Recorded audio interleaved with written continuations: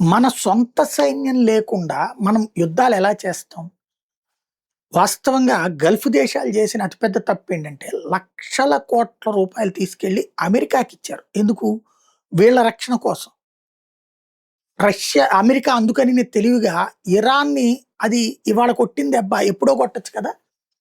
40, 50 ఏళ్ల క్రితమే కొట్టొచ్చు కదా! 30 ఏళ్ల క్రితమే కొట్టొచ్చు కదా! ఖొమైనీని 30 ఏళ్ల క్రితమే లేపేయొచ్చు కదా! ఆళ్ళు లేపాలనుకుంటే పెద్ద కష్టమేం కాదు. 24 గంటల్లో లేపి అవతల పడేసారు. ఎవరికన్నా చెప్పారా? అంతకుముందు స్ రైజీని చంపేయలేదా? అలాగే అంతకుముందు ఆళ్ళ సైనిక చీఫ్ సులేమాన్‌ని చంపేయలేదా? ఆళ్ళు చంపాలనుకుంటే ఎవరినైనా చంపేయగలరు. అది డ్రోన్ ఏస్తారు, విమానం ఏస్తారు, ఏదైనా సరే. ఎందుకు చేయలేదు అంటే, గల్ఫ్ దేశాల దగ్గర లక్షల కోట్ల రూపాయలు, లక్షల కోట్ల రూపాయలు డబ్బులున్నాయి.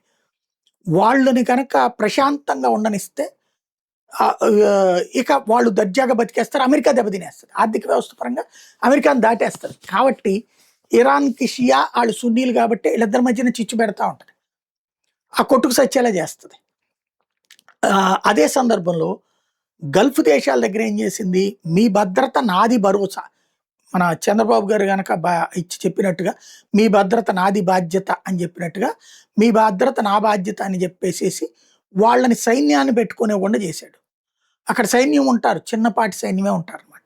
ఆయుధాలు పెద్దగా ఉండవు వాళ్ళకి. అవన్నీ కూడా అమెరికానే నీకెందుకు మేము చూసుకుంటామని వాళ్ళ దేశాల్లో ఎయిర్ బేసులు పెట్టింది అమెరికా. అక్కడ ఆయుధాలు పెట్టింది. కాబట్టి ఇంక మీ సంగతి ఎందుకు మేము చూసుకుంటాం కదా! వీటికి అద్దె లేకుండా ఫ్రీగా భూమి తీసుకుంది. ప్లస్ డబ్బులు తింటుంది ఎదురుగుండా. వీళ్ళ సెక్యూరిటీ కోసం అని చెప్పి. ప్రైవేట్ సోర్స్ అనమాట. ఔట్ సోర్సింగ్ టైప్ అనమాట ఆళ్ళ సెక్యూరిటీ. తీరా చూస్తే ఇప్పుడు సొంత సైన్యం లేకపోవడంతో ఎలాంటి తిప్పలుంటాయో అర్థమవుతున్నది. ఆ వరుసబెట్టి విరుచుకుపడుతుంటే అమెరికా ఇచ్చిన ఎయిర్ డిఫెన్స్ సిస్టమ్స్ చాలట్లేదు. పైగా పెద్ద ఎత్తున లక్షల కోట్ల రూపాయల డ్యామేజ్ జరిగింది. దీంతో ఇప్పుడు 1,00,000 మంది సైన్యాన్ని రిక్రూట్ చేసుకోవాలని ఖతార్ నిర్ణయించుకుంది. దుబాయ్ రేపు అదే చేస్తది. మొత్తం గల్ఫ్ దేశాలని రేపొద్దున సైన్యం భారీగా చేర్చుకుంటారు రాబోయే రోజుల్లో.